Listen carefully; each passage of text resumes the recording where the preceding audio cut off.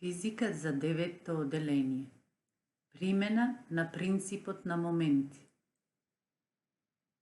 Величината што го карактеризира завртното дејство на силата ја викаме момент на сила, а ја обележуваме со голема буква М, до неа како индекс мала буква F, латиница.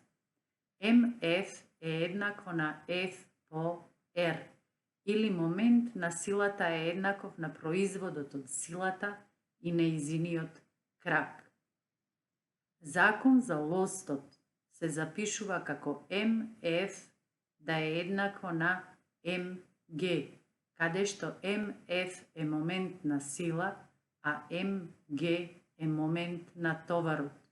Лостот е во рамнотежа кога моментот на силата МФ и моментот на товарот МГ се еднакви.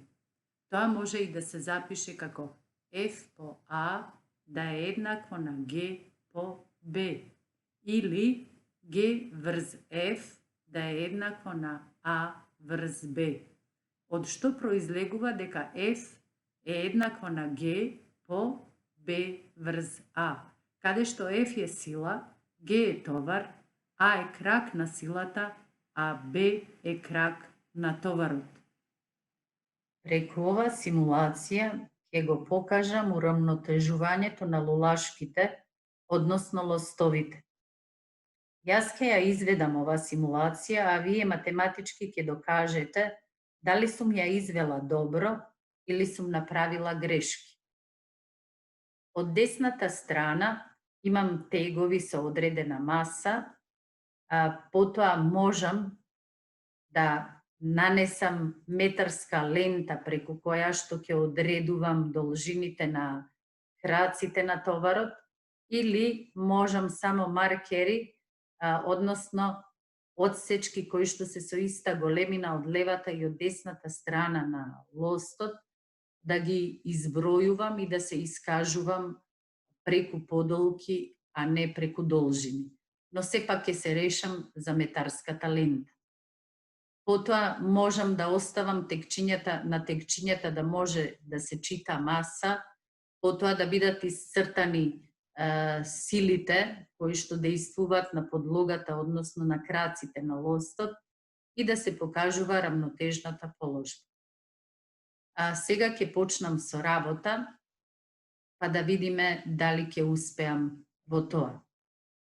Ќе се решам да почнам да ги редам теговите од левата страна на лостот, односно лулашката, и ќе одберам тег со маса од 15 килограми и ќе го ставам на 1 метар растојание од подпирката. Потоа ќе го земам тегот со маса од 20 килограми и ќе го ставам на 1,5 метар од подпирката. Сега ќе редам тегчиња од другата страна, но нема исти тегови на исто растојание, зашто сите знаеме, ако повторно земам еден тег од 15 килограми и го поставам на растојание од 1 метар и 20 килограми и да го поставам на растојание 1,5 метри, дека лостот, односно лулашката, ќе биде во рамнотежа. Зашто збирот на моментите од поединечните товари од едната страна ќе биде еднаков на збирот од моментите на поединечните товари од другата страна. Но јас малку ќе сменам, односно ќе барам некое друго решение. Па да речам, еве, ќе го земам овој товар од 20 килограми, но сега ќе го ставам на растојание 1 метар од подпирката. На 1,5 метри ќе го употребам овој тег од 10 килограми. Сигурна сум дека сега лостот нема да биде во рамнотежа, па ќе го земам и овој тег од 5 килограми и ќе го ставам на 2 метри растојание од подпирката.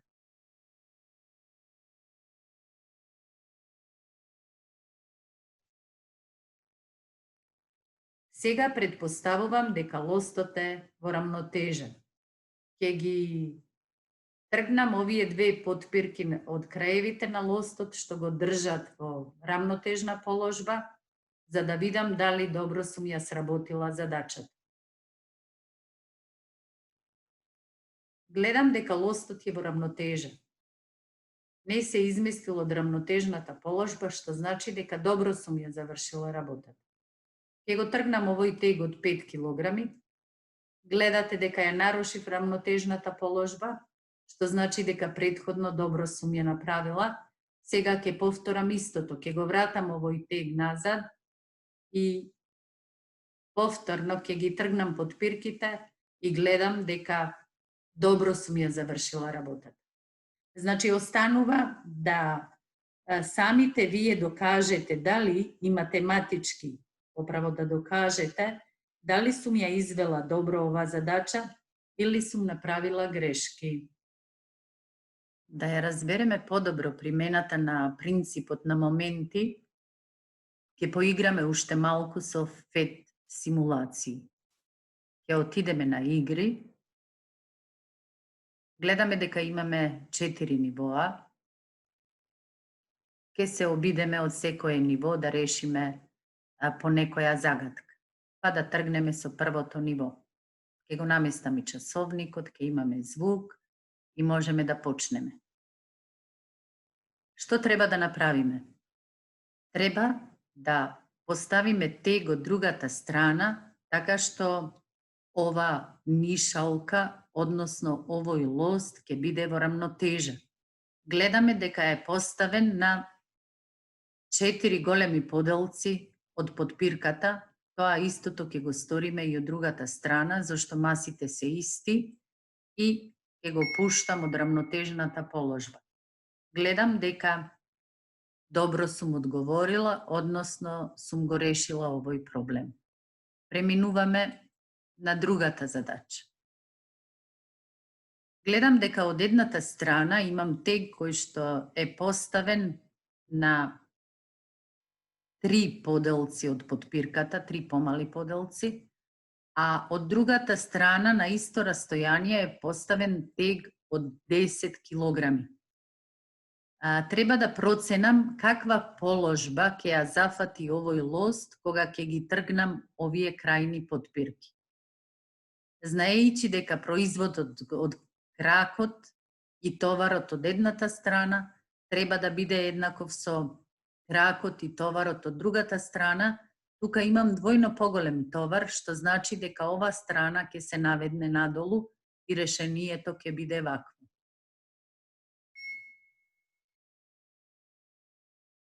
Сега ќе зирнам какви загадки ме очекуваат на второто ниво. Нешто слично како во претходниот случај. Имаме сега тегови со иста маса, но на различно растојание.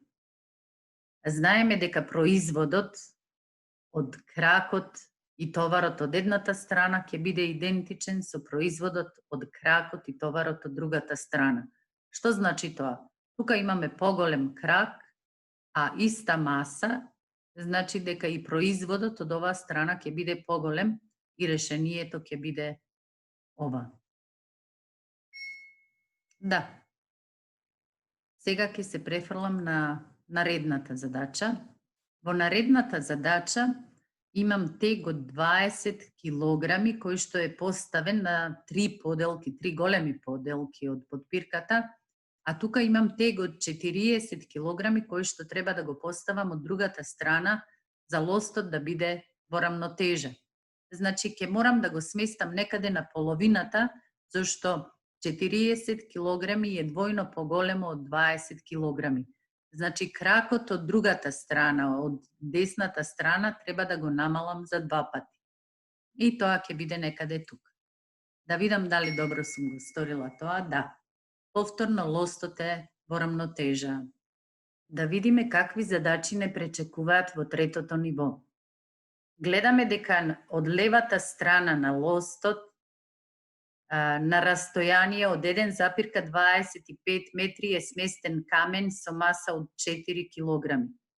Од другата страна на лостот Имаме тегови со маса од 15 килограми и се сместени на растојание од 0,25